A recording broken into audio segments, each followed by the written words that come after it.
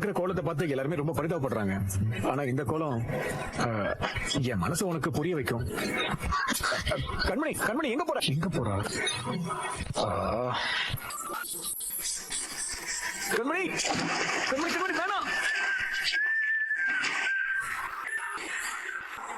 எப்படி துபக்கட்டேன்னு கால அப்படி விழணும் சொல்லிட்டல்ல, இனி நான் பாத்துக்கிறேன். சூப்பர்.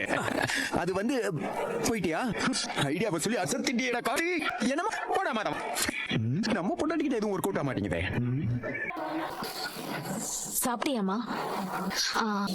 மாத்திரை எல்லாம் போட்டீங்களா அத்தை? இன்னும் இல்லையா? கண்மணி, அம்மாவுக்கு மாத்திரையை டைம்க்கு கொடுக்காம அவங்க தூங்க வைக்காம நீ என்ன பண்ணிட்டு இருக்க?